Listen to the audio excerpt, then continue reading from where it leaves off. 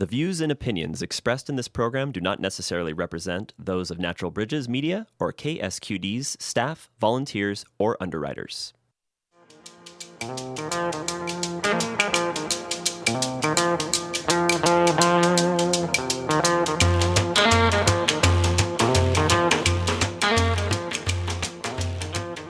Hello and welcome to Talk of the Bay. I am your host, Len B.A., and I am pleased to have as my guest this evening Thom Zajac. Thom Zajac began publishing the Santa Cruz Comic News in September of 1984. Now in its 40th year, each issue of the Comic News features well over 100 cartoons from the nation's leading political cartoonists.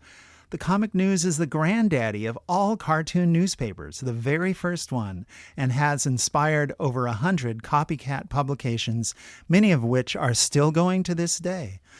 Thom has adapted to changing technology and media markets over the decades, and the Comic News website now features weekly updates and highlighted cartoonists, among other things, while the print edition continues to grace local newsstands. Thom Zajac, welcome to Talk of the Bay. Thanks for having me, Len.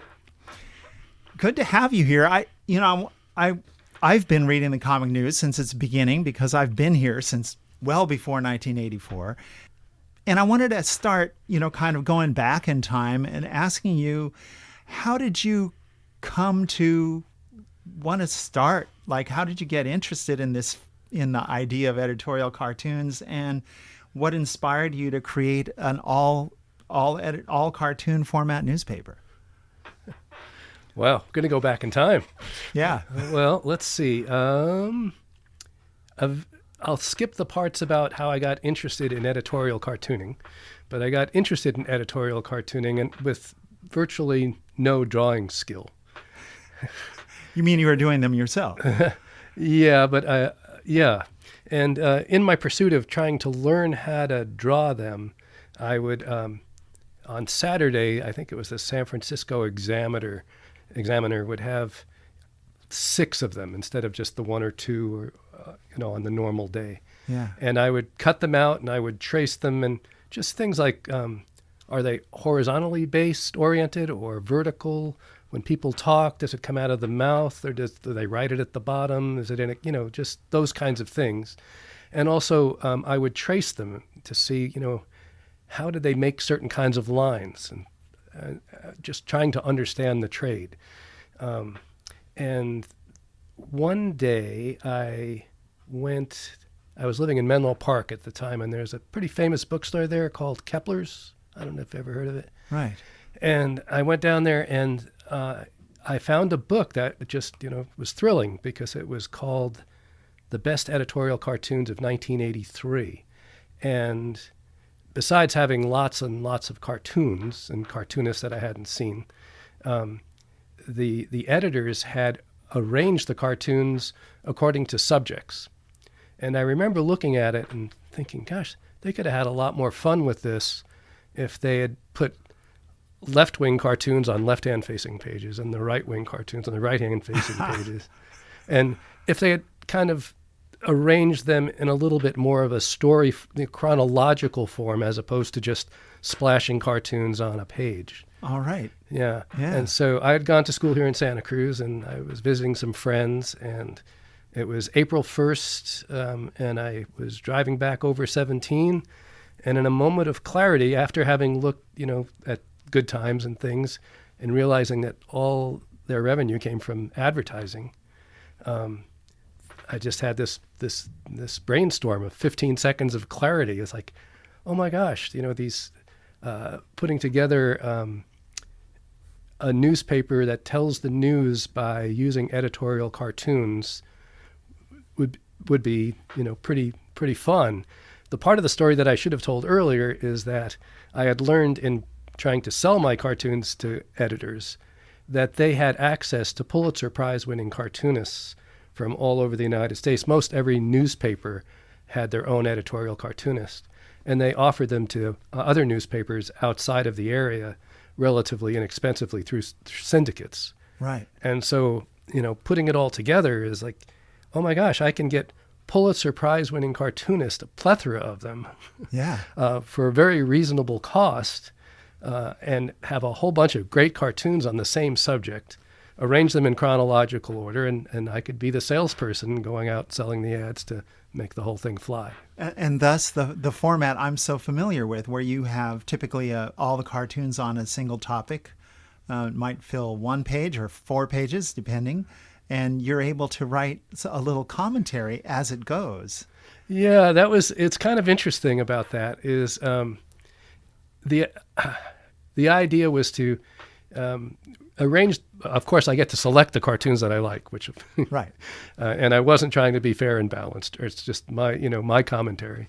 To arrange them in some kind of chronological order, and I like the idea of trying to have, when it works well, it's satirical. When it doesn't work well, it's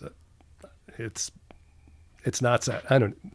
Anyway, it results in my most proud and most embarrassing aspects of the paper is whether or not the narratives work well. Mm-hmm. And the idea behind the narratives were that if you just read the narratives, you would have a conservative look at it. You would think that it was a conservative writing it, but that the cartoons would undermine it. That's the play on it. Uh-huh. Cool. Yeah, and there were a couple, when I printed up a prototype to take around to advertisers to try to sell, and a few of them were like, are you sure you want to have these narratives? And I did, because I felt like it was a way to prove my importance. Without writing narratives, just picking cartoons and putting them on the page, it just seemed like, anybody could do that, kind of. Yeah, and some of the other comic papers that came out subsequently did exactly that. That's right. There were 1 or 2 that tried narratives, and I think they let go of them over time. Mm-hmm. Yeah, and the narratives, it's always the last thing I do, and battling deadlines. And so sometimes they turn out better than others. Sometimes I have more time to, do another draft of them. Yeah. So and I appreciate that sometimes, and I don't want to say your narratives are always this way, but sometimes you have a nice little satirical bite in your narratives. You can say something sarcastic and it works in the context of the cartoon. Well, So a big part of that is ambiguity, because there are a lot of words that normally are taken as a positive, but don't have to be. Like, somebody can be very impressive. Right. It can be impressively bad. Right. And so it's making an impression. Yes. One kind or the other. So, yeah. Yeah. So last September marked 39 years of continuous publication. You're heading towards 40th anniversary this year. And I think almost everybody has heard, newspapers aren't getting the revenue they used to because of the internet and because of competition from online media and all that kind of stuff. Are you surprised you're still in business? Yeah, I guess. Adaptation is the key to survival. Let's see.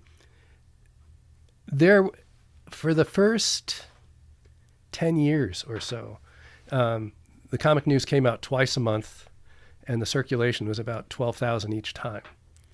Now it comes out once a month, and the circulation is 3,000. Wow. Yeah. When you say 3,000, that's like total issues or just subscriptions only? Oh, that's just on the street okay. editions. Gotcha. Subscriptions are another, say, 2,000. Okay. But there was a time when there were 5,000 subscribers. Right. Interesting. Yeah. So yeah, it's changed. I used to have an office downtown. I was very happy there, and I had a couple of employees, salespeople, and it was, it was a more vibrant business, I guess. And for the last 20 years, just working out of my house, they're selling my ads. I have help distributing the papers, but I still feel like a paper boy sometimes. It's what I'm out delivering. Right. And when you first started, of course, you did everything, right? So how different was the process of producing the paper back in the 1980s than it is today? It's really amazingly different because this was pre-digital. Right. And so besides laying out the cartoons on flats and then, driving the flats to the printer where they would do everything and then driving back the next day to pick them up, the biggest part of all this was selling and creating ads. Right. Because now almost everybody can create their own ads. And once in a while somebody needs some help, but even then they send me the logos and stuff, whatever graphics they like electronically, and I can work on it in Photoshop and send them back approved. But back then I had to go, talk to people, lay things out kind of scratch, and then go to a typesetter back in those days. Oh, right. And also one thing that was really interesting in the early days was that when I was fooling around with cartoons and trying to draw things and making lots of mistakes, I would use whiteout and then draw over it. And if you looked at the original of what I was drawing, it would look kind of ugly. But I would take it to Kinko's, and Kinko's had just crossed the threshold where instead of copies being these gray kind of things that were just for record keeping, they actually did a great job of, if there was just black and white, they didn't discern between the different shades of white. It all came out white. So all these funny, markings on the originals came out great. So I was able to, take typesetting things, go to Kinko's, reduce them at different sizes. Same thing with the cartoons themselves. As opposed to prior to that, we would have had to, what did they call them back then? I forget. But they'd have to shoot them on a camera to get different sizes. Yes. And those, that was relatively expensive compared to the 5 cents a copy for Kinko's. Right. And the ability to, now to be able to expand or reduce, like just with the push of a button. Oh, I remember, I would do all-nighters, getting to the printer, and there'd just be stuff, spewed all over the floor and cut and paste and everything, and all the driving around to show people that, okay, you want this one last change, la, la, la. And I remember just one time just being totally exhausted and just like... You couldn't send them a PDF and say, does this look okay? Right. No, but I did shout, oh, if everybody just gave me camera-ready art, what a better place this would be, And now it is that way, but of course there's corresponding negative aspects of there. When I started, pre-internet, there weren't that many voices. So there were newspapers and radio stations and some television stations, and so it just felt. It felt more. I don't know if importance the right word, but. Now with the internet and, YouTube and everybody podcasting and everything, it's like, oh, yeah, this is different. Yeah. No kidding. And I, it just sounds like it was so much work. I mean, to imagine doing the layout, I did a very short stint of an internship at Sundays, which was a weekly paper back in whenever the 70s, I think. Did that follow the spaghetti dinner? Was that it? Oh God, I don't know. It was not a good experience. I actually quit the internship before the quarter was over because it was not satisfying. But I remember seeing everything laid out, all these pieces taped together, spread out on these giant tables, and people, having to figure out, page 8 is opposite page 20. And so you had to, like figure out where, how that sheet laid out. Well, each sheet had 4 pages. Exactly. Yeah. And so the pagination. Yes. Yeah. And so, it was a much different project than it is today to do, if you're just working with Photoshop or whatever you use to do layouts. Fascinating changes that have hit. If you're just tuning in to Talk of the Bay here at K-Squid, here with me in the studio is Thom Zajac. He is the editor and co-publisher of the Santa Cruz Comic News, which is now in its 40th year, not quite completed 40 years, but it's in the 40th year of publication. here in Santa Cruz, and it is the oldest comics-only newspaper in our wonderful nation. So, so Thom, it's amazing that I think, the thousands and thousands of cartoons that you've gone through and put in print and made available to people. What kind of feedback do you get from readers and from advertisers that inspires you the most and keeps you going? Well, first I want to just interrupt you for a second, Yeah. because you said co-publisher, and I am a co-publisher, and I have a lot of gratitude for my partner, John Govsky. I don't know if you know John. I happen to know John personally, but and John is doesn't. the guy who runs the website, amongst other things. Right. But John is the way I was able to transition from cut and paste to working in InDesign and having the website and all of that is because of John, and John runs the whole thing. So just a big shout out to John. Yeah, and John teaches web design at Cabrillo College for those who may know him through that context. Yeah, he's a delightful guy. Yeah. I'm sorry. So you and were a good singer too. That's right. That's right. So you were. I guess the thing that I find myself telling people sometimes that they make my day, and it's usually subscribers calling and saying something nice, and the nicest.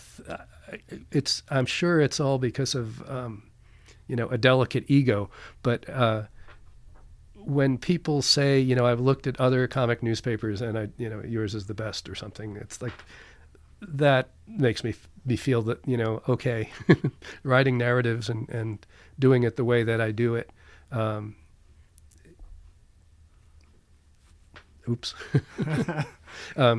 That's satisfying. Yeah. Yeah. Because there's, I've been able to, scratch out a modest living, and I'm happy about that, but it's certainly not been, like an entrepreneur kind of thing. But there was one publication that did that's still doing incredibly well, and there was people who run Funny Times out of Cleveland, and they came through town about 1985 and saw the paper and said they were thinking of doing something like that, and or that appealed to them because they were looking to do something, and they went back to Cleveland, and they started, and they didn't do very well at first with the basic model that I had of selling advertising and stuff, but what they decided to do was go national, and so they have now, John and I have like 2,000 subscribers. I think Funny Times has like 70,000 subscribers. And they don't sell ads or anything, so which is really the hardest part of the job, because they get so much revenue from subscriptions. Yeah. And so it took me a while to just like get over it. It's like, okay. And they changed it some. They went a lot more for humor as opposed to political humor. Right. And so it's like, okay, they didn't call it Comic News, they called it Funny Times, and okay. Yeah. I mean, this is just an aside, but I used to work at a company in San Jose, and one of the people there actually got a subscription to the Comic News to come to the office there. Mm-hmm. And I used to really appreciate that people there would sometimes comment that they were getting information about current events from the Comic News, that they otherwise wouldn't be pursuing. They wouldn't bother to watch TV news or listen to radio or read the newspaper, but they would read the Comic News, and they were getting some perspective on current events that they otherwise weren't getting anywhere.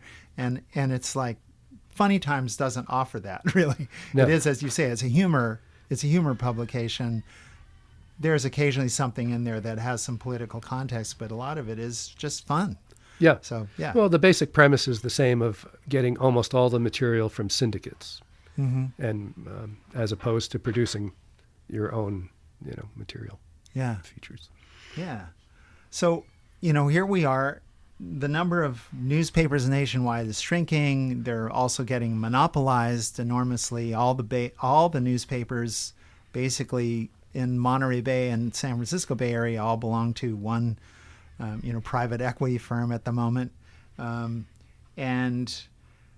And they keep shrinking the papers, and they're having fewer and fewer editorial cartoonists and editorial cartoons in their contents. Has that changed the cartoon content that you have to draw upon? There are a lot fewer editorial cartoonists, for sure.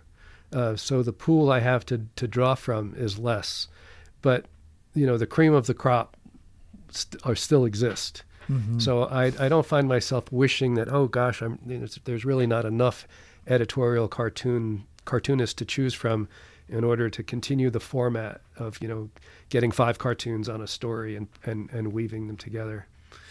I was really shocked though, a little over 3 years ago, the cartoonist that I consider to be the best cartoonist and the editorial cartoonist ever, the one that I used the most of, retired, Thom Zajac. Yeah, I remember his work. And he, for me, he was like the Gary Larson of editorial cartooning, because so much of the news is dark, and it's real easy for editorial cartoonists to fall into this dark mode of presenting dark material.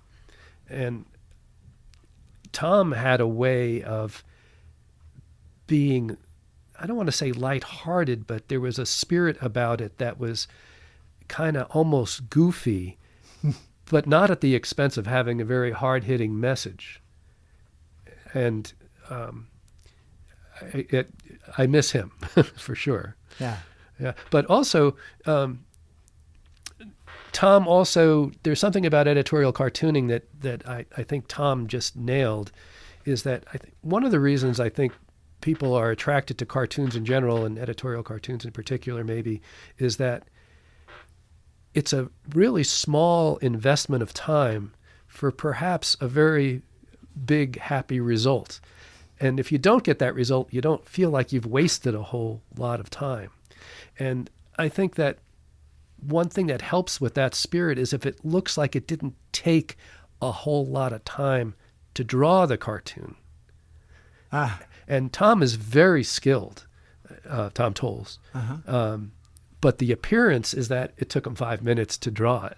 Yeah, they're usually like just line drawings essentially. But yeah. Obviously it takes time to craft, because he would do like usually a 4-panel cartoon with the little caricature of himself. He'd always down do the in the caricature. corner. Yeah. Pat Oliphant did that too with because it's real easy to overwork a cartoon. I think it's a little bit like watercolors or something. It's like you got to know just enough is enough. Yeah, I can imagine. And it's so interesting to see, cartoonists that are still around, cranking this stuff out, essentially week after week. Day after day. Yeah, some of them day after day. And yeah. Okay, so I have a trivia question for you. All right. So you read the comic news, right? Yes, I do. Okay. So in the December issue of the comic news, there's one editorial cartoonist who appeared in the first issue of the comic news. Oh, wow. All the others have retired or died. Wow. Of the first issue. Wow. Honestly, I have no idea. I couldn't put it together. So Matt Worker. Ah, right. Yeah. But in 1984, he didn't have a classic, it wasn't a standard conventional editorial cartoon. It was a panel with editorial leanings, but not always. It was I forget what it was called, actually. But there was the one that I thought was the one that was in the first issue that it was pretty funny was there's this older bald guy, which strikes a chord now, and he's at his desk and he's a newspaper editor, and he goes, "This job would be a whole lot easier if not for all the paperwork." Right. A friend of mine says, life would be so simple if it weren't for all the details. Yeah. It's kind of like the same self-evident sort of statement. So I want to ask you another question that goes back in time here with the comic news. At various times, you've featured, guest commentary or articles or even inserts inside the comic news produced by other people. And I wanted to ask you, like, how did that come to be? And then, I haven't seen that in a while. How Right, did it come to an end? Yeah, you are going back in time. Yeah. So there were two main ones: ecology action, and was the epicenter in the comic news? Oh, the epicenter we produced ourselves. Ah, okay. That was right after the '89 earthquake. Right. Yeah. That was really fun to do. Expensive, but it was fun to do. But the other one was the green pages, and so those things evolved because they were environmental groups. I guess green pages was also political beyond environmental. That I really liked the work that they did, and I guess they had started out by maybe buying a full page ad, and I had a special nonprofit rate for that, but it led to talking about things, and they kind of wished they had more space, and so we would do the center. The one sheet of paper is 4 pages in the center, and I would sell that to them at just the cost of printing, and because I felt like I was getting a whole bunch of great content out of this to balance out with some cartoons. So that's a good memory, Len, because that goes back a lot of years. That's probably been at least 20 years since we did that. Yeah, and I remember the epicenter well because I remember talking to people who were involved in producing the content. And I really felt that was kind of the height of feeling like a real newspaper back then, was getting together with M.S. Gant and Tim Egan and different writers, and getting together in the office and talking about, because each epicenter was based on one theme. Right. Yeah. Well, that was great, and that's been a while. So as you said, at least 20 years. Well, that was the epicenter started in after the earthquake in 1990 probably. Yeah.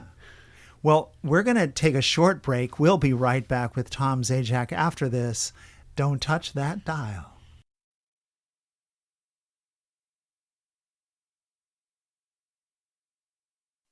And if you're just tuning in here at KSQD, it's Talk of the Bay, and here with me in the studio is Thom Zajac. He is the publisher and editor of the Santa Cruz Comic News, which is now in its 40th year. The Comic News is the original all-cartoon newspaper, having inspired over 100 copycat publications, many of which are still going today. But none of them are here in the Monterey Bay. This is the only one. I don't really know how many more are going. I mean, Funny Times is doing good, and there's a guy named James Israel who out of Sacramento who has, I'm spacing out on it, but there were one of my proudest moments or accomplishments, Len, is that there were 8 people who were either friends or acquaintances who left Santa Cruz to start comic newses in other cities. Wow. Yeah. I remember there was one in Arizona that was somebody from here. Yeah, right? Mark Zeppazauer and yeah. Oh, yeah. And then there was one in Oslo, not my friends, but Oslo and the Tokyo Comic News. No kidding. But most of them, it was interesting, most of them were started by people with no newspaper experience and no business experience. and hence, most of them were pretty short-lived. Yeah, because the business end of it is the business end. I mean, you've had to continue to make revenue from advertising and keep that going. Advertising and subscriptions, but that's the real job. I mean, from a just a business angle, the reason that the business is able to survive is that because it requires a lot less money than most businesses would take, and less fewer employees. You could do it yourself. It's basically a sales position, and the reward is I get to arrange cartoons. And a lot of people who started, they had startup money or something, and I don't think they necessarily had the same perspective. Like, that it's you got to sell ads. That's right. That's the job. Yeah, which has been the case for newspapers for a very long time. Yeah. Now, I didn't get hit as bad as like daily newspapers did by the internet, because what a lot of people didn't know about the dailies is that most of their advertising revenue came from classified. Right. And that just almost disappeared completely with the internet. Yeah, and even the display ads now. Yeah, fewer and far between, for sure. Yeah. Yes. Big shout out to my advertisers. Thank you. Yeah. It seems like political reality is getting more and more surreal every year, and the state of the world in general, maybe it's not, worse than it was, 30 years ago. It's worse. it just seems it's certainly more in our face, and conflicts become more intractable. Ecological crises grow in urgency. Do you see a change in the tone of the editorial cartoons that reflects the changes in the world around us? Yes and no. I think there are some really wonderful editorial cartoonists that are hard-hitting as ever. But in the quest to keep jobs for the editorial cartoonists, a lot of them decided that instead of being hard-hitting and potentially upsetting half of the readership of the paper or their editors, that they would draw cartoons that were basically comments or on events that were kind of making a joke or something out of something that happened without it really providing a political point of view. Sort of like an editorial cartoon about the weather. To me, unless it's about climate change, it's not an editorial cartoon. It's something else. Mm-hmm. I'm not sure what that is. And I don't mean to insult Handelsman, he's a talented guy, but I think he's the most syndicated cartoonist in the United States right now. And that's because he doesn't offend anybody. I mean, there's not any editors that are going to say, you're just too hard on Trump and this, you can't keep doing that. So he's carved out a nice niche for himself. But for a hardcore politico like me, it's like, oh, darn. Yeah, if you're not offending people, and when you're especially being in any way satirical about the news, then you're probably not really looking at the serious issues that we're facing. Right. Yeah. You had some fun back around 1995. The post office issued a Ronald Reagan stamp. And, and Ronald Reagan at the time, there had been a bunch of hearings. People who weren't around then may not remember, or even if you were. Did you say Ronald Reagan? Ronald Reagan. You meant Richard Nixon. Right. I could mean Richard Nixon, but. If you said 1995, I thought I knew where you were going with this. Oh, it's not Ronald. It's Ronald Reagan. I'm pretty sure. Listen to where I'm going with it. Anyway. Okay. So Ronald Reagan was actually implicated, but never convicted of anything, in some very illegal activities that the U.S. government was involved in. The Congress got involved, and some people. For example, Oliver North actually suffered some consequences for some of the things that went down. So when the post office issued a Ronald Reagan stamp, you came up with an envelope design. Yeah, now, this is true, but that was 1995 was the Richard Nixon envelope. Oh, was that the Richard Nixon And that's envelope? The one that got me my 15 minutes of fame. Okay, great. And then later on, the post office issued a Ronald Reagan stamp. Okay. And I did the same thing of having, designing an envelope of a headless man standing in jail holding the bars, and then you put the stamp in to complete the image. Oh, yeah. Right. Yeah. So it showed, in this case, Richard Nixon. Yes. Shows a picture of Richard Nixon behind bars. If Yeah. you just stick the Richard Nixon Yeah. stamp onto the envelope. Yeah, that was quite an interesting time. It was all speculation. I was meeting with somebody who wanted to buy an ad, and it was my biggest nightmare for an ad. It was somebody who wanted to buy the smallest ad available one time. And ads were pretty low, priced anyway. And what he had was he had this rubber stamp. Remember rubber? Oh yes. And it said, "I am not a crook." And he said, you can stamp right next to the Richard Nixon stamp. You could put that. And I remember thinking, gee, it's just not. I'm thinking to myself, it's just not that compelling. You could just write that yourself. I mean, how many times you're gonna do that you need a rubber stamp for that? And I almost blurted out, what you should do is just make an envelope that puts them behind bars. And I didn't say it, thank goodness. Uh-huh. And I it's like, oh, that's a good idea. And so this is a classic case of build it and they will come.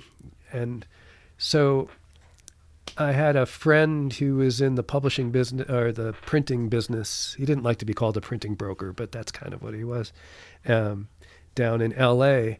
And I fell into this common trap in printing where the more you print, the lower the unit price, right? Yeah. And looking back on it, it was so stupid because it's like, oh, I could get them for 5 cents each if I get 100,000 of them. But I had no idea how I was going to sell them. Right. And so I printed up 100,000 of these envelopes. Wow. $5,000 or whatever it was. For me, a lot of money at the time, which I think I borrowed. And I just thought that was such a good idea that somehow they would sell, but it's not like I had any arrangement with stores or anything like that. And at the time there was an office for the San Jose Mercury downtown, and I forget the guy's name, but he was nice enough to, hey, let's write a story. I contacted him, and he goes, oh yeah, let's do a story on that. And lo and behold, it turned out they printed it on the front page of the San Jose Mercury News, and then it went out on all these wires. And in the corner, it had the name of the paper, and so people were able to look it up. And I wound up selling 100,000 a month for 6 months. Wow. And then it just stopped like that. And I undersold them. It was really funny. Paper Vision downtown Plaza. Yes. They were carrying. I made little bundles of a dozen or 6 or whatever, and they were going to sell some down there. And then the front page of the Mercury came out, and they called me up, and I went downtown. They had a line around the block before they opened To buy them there. Yeah, I mean, Oh, wow. the feeling about Nixon was so strong. Yeah. That yeah. Right. So yeah. That, as you say, 5 minutes of fame. I mean, that's amazing. I had a lot of fun with that too, because August 8th was the anniversary of Richard Nixon's resignation, and so I flew out to Washington D.C. and I went to the Howard Johnson's hotel across from the Watergate. Oh yeah. And I got to stay in G. Gordon Liddy's room, the burglar room that they were watching from across the street. I got to stay in that room. And on August 8th, I went down to the Watergate. It's like an apartment complex, but they also have some stores in there, kind of. And they have a little post office. And I postmarked a bunch of envelopes with that date. Not that anything ever came of it, but it was just fun to be part of that. Yeah. Yeah, and really memorialize it. And yeah. I should have brought one for you. I still have a bunch. They're numbered, 0 to 990, 1 to 999 or something like that. Wow. I still have a bunch. Yes. Well, I had this thought when you agreed to come on the show. I have this memory when I was pretty young of seeing newsreel of Mayor Fiorello LaGuardia, who was the mayor of New York from 1934 to 1946. And he apparently, during his term in office, he would read the Sunday funnies on the radio. Oh, wow. This is the Sunday paper. It's not editorial cartoons, Right. but still, it was kind of interesting. Like he would he would describe the pictures. He would read the text, the dialogue, so that even poor kids whose families couldn't afford a newspaper would be Wow. able to get a little window into the Sunday funnies. And so I thought that was pretty cool. And so I had this thought when you said, that you would come and be here with me on the radio. If you wondered if you'd be willing to do a little LaGuardia action and, give us a radio version of a couple editorial cartoons out of the comic news. Can I decline? You can if you really want to. Yeah, I don't. No. Okay. You can. Yeah. Yeah. I can tell you. I'll tell you one cartoon. I'll describe one cartoon, which sometimes people ask me what my favorite editorial cartoon is. And so there's this guy, cartoonist, wonderful guy, Clay Bennett. I'm not sure what newspaper he works for now. At the time, he worked for Tampa Bay, whatever. But he has a cartoon of this military, like, cargo plane. And there's, a bunch of guys, I guess it's just guys, no women at the time, in the back. And they have all of these, like, crates, and they're obviously relief of, they're like care packages, so to speak, Like the things you would drop with a parachute. Yeah. And they're dumping them out. And one guy says to the other, sure beats dropping bombs. Yeah. Yeah. That's says a lot. Yeah. And that's kind of my, you didn't ask me, but I'm going to tell you about just my basic sense of politics is that I just think we've been kind of brainwashed, or it's just been so systematic that we have this incredibly large military budget, and, the Republic prior to Trump, which is a whole different animal, the Democrats and the Republicans could disagree on a lot of things, but they would always agree on increasing the military budget. And that was the fundamental change that I was hoping the people could break away from. And now we still, we have a budget that is bigger than, the next 6 countries combined. Yeah, and it's always been that way. Yeah. And it's almost always that Congress winds up giving the president more than he asked for.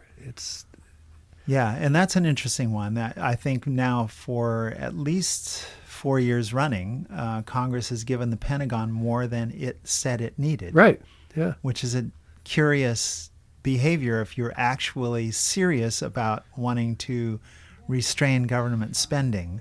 Why would you give them more than they're requesting? Because the people who are voting on it are being financed in large part by those interests. Yeah. Well, we do have a question here from a listener. Tim Rudolph asks a question, but honestly, this is about a cartoonist that, as far as I know, has never been in the comic news. He says, and I'm just reading directly what he wrote. And I think we have a phone call coming also. But first, I'll read Tim's question. Whatever became of the great cartoonist DeCenzo? And I don't believe he was ever in the comic news. He was in the Santa Cruz Sentinel for quite a while. Len. And the first newspaper that published DeCenzo was the Santa Cruz Comic News. Oh, it was? Yeah, he did a half-page feature as opposed to an editorial cartoon called On the Mall. And he, what we used to call downtown was the mall. Yeah, before the earthquake. Yeah. So he went on to bigger and greater things. He now lives in Vienna. All right. And I run into him he visits Santa Cruz. I see him about once every 2 or 3 years. All right. Yeah, very, very talented guy. Yeah. Yeah. Huh. Wow. Well, there you go. He's in Vienna. Yes. So now we know. I have his email if you want it. Yeah. And Ray Newkirk writes and says, I just want to give a very deep thanks to Thom. The comic news is so iconic, and Thom is truly a hero. And Ray was editor of the Green Press. The Green Press. Ray, Right. I'm so sorry I forgot the name of the Green Press. It was awesome. Yeah, thanks. Yeah. He says, it's always been obvious to me that not only does he, meaning you, Thom, embody the creativity that is so prevalent in Santa Cruz, but he has worked his butt off all these years to make the world a better place. Thank you. And I believe we have a call on line 1. I'm going to try and bring that on the air here. Let's see if this works for us. Hey, listener, can you hear us? And are you there? Great. Yes. Hello, dear gentlemen. I know and love you both. And I'm a fan of the radio station and of comic news that I subscribe to now. Hello, I'm from Aline Smith. Hello. From Aline. Well, thank you. And, I know this voice. yeah, Thom, it seemed like the latest issue had a bunch of reruns from the issue past. Well, that might be No. true, but there's also some confusion sometimes because there's 2 different editions of the comic news. There's the one you see on the streets that have advertising, and then Right. there's the subscriber edition. And so the subscriber edition is what I produce first, and then Right. then a week later, over the next week, I put in the ads and then put that on the street. So That's right. I remember you told me that a long, long time ago. yeah, so if you get the subscriber in the mail and then you pick up the one on the street, you're going to say, "Wow, I've seen these cartoons before." I've forgotten about that. So, because usually I just wait for the subscription, but I must have picked up the street one. Yeah, I think that's probably what happened. And one more thought. I hope you received. I sent you a New Year's. I celebrate everybody I know, including our representatives, with my own creation of Yes, New Year's you have the cards. most creative envelopes with a lot Yeah, of and personalized all different- hand drawings on them. So thank you. Yes, I did indeed. get I it. hope you. Well, I did the hand drawings purposely for you. Ah, And it was a New Yorker cartoon I sent you.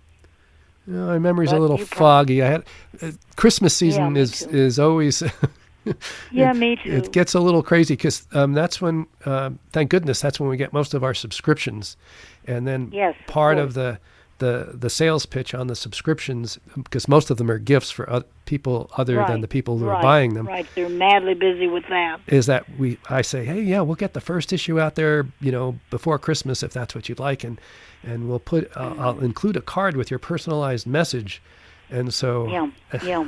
so Well, yeah, one more thing I've been to before I go is that you mentioned all the alternative newspapers we've had.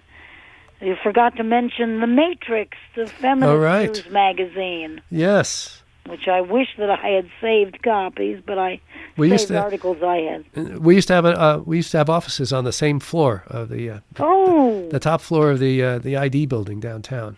Oh, that's right. Now Well, all righty. Cheers and cheers. Well, thanks for calling. Happy New Year Thanks for again. calling, Aileen. Bye-bye. Yeah, you've got a fan base. There's no question about it. And, you've been doing this for a long time. Since I had hair. Yeah, since you had hair. I know that memory. I remember having hair. If you had to speculate about the future of the comic news, what do you think we'll see from the paper in the future? I'm thinking like the immediate future, because we're in an election year right now, and also the longer term. Like, obviously, you won't be doing this. You won't be doing the runaround trying to find advertisers in 20 years, I hope. I might. I think, from a business angle, obviously the trend has been away from print and towards internet. And so we haven't done, John and I have, put our toes in the water, but we really haven't taken a dive yet into really pursuing how to make money off of the web, off of the site, and we do make a little bit on the. If you go to our site, you can look around at most of the cartoons for free at thecomicnews.com, and we don't have the narratives there, but we update it weekly as opposed to monthly, and they're arranged by different stories. And so if you go to a story, like every third or fourth cartoon, instead of the cartoon coming up, it'll say, we're supported by you. And $10 a year gives you full access to the entire site without having to look at these things. So we call those cyber memberships. All right. And I think that's, if, in terms of a healthy business, if we can, find a way to greatly increase those. Print subscriptions are really nice, but it's just maintaining the level that we have is challenging enough. So I would love it if we were able to go from 2,000 to 10,000, but for 39 years, I've been thinking about how to get more subscriptions. So I don't think, I'd be surprised if suddenly I was able to figure out how it could do more of those. But the cyber memberships, I think, is something that has a lot of potential. Great. $10 a year. Right. And you said, what's the website again? Thecomicnews.com. Yeah, easy. You could put www in front of it if you want, but you don't have to. No. Anybody who's been doing the internet for a while hopefully has learned that. You can leave all that. That's true for all sites? Preceding stuff off. No. Yeah. Yeah, unless it's a link in a document, which doesn't seem to work quite as well that way. But otherwise, yeah, just get in there. So we have just a few minutes left. I think we have another caller. Is it on line one? So I'm going to try and bring that caller in again. Let's see who we have. Hello, caller. Can you hear us? Yeah, I can hear. Great. Welcome to Talk of the Bay. All right. Well, I just want to thank Tom for all his work for all these years, and let him know that before I retired from teaching, I used to use the issue from issue 1 back in 1984. I know this voice, too. In my classes. This is Tom, right? No, this is Fred. Fred. And I use those for years and get the kids all thinking, what is this stuff, and what's the reality here, and what am I supposed to get out of this? And so that was really good for mind opening, and I'm really appreciating that you did that. And so if I were still doing that, I'd be doing that. Well, thanks. Yeah, I mean, they have to know enough about the news to be able to understand why they like the cartoon or agree or disagree. The news cycle is going so fast that nobody can pay attention to anything because there's no way of comparing with what went on yesterday, 2 years ago, 20 or 100. So some of these references are sort of forgotten now, and that's not good. That's not good. Yeah, that's great. Yeah, as an educational tool there. That's right, exactly. And so I hope the best for the future of the comic news and everything that's represented all these years. Thank you. Well, thank you, Fred. For calling, Fred.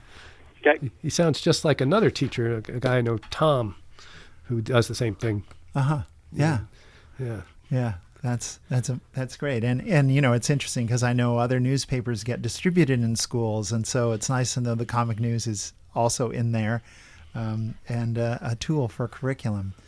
So now we really only have a couple minutes left, and so I want to invite you to, share any last message you'd like to share with our audience, and any new news about.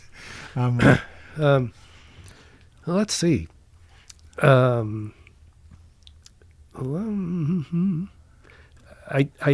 I really need to thank my wife for putting up with me. That's about the only thing I can think of. It's got to be an interesting lifestyle to be a one person, well, with John, 2 people, but selling the ads and putting the paper together at home and running around the way I do, and it to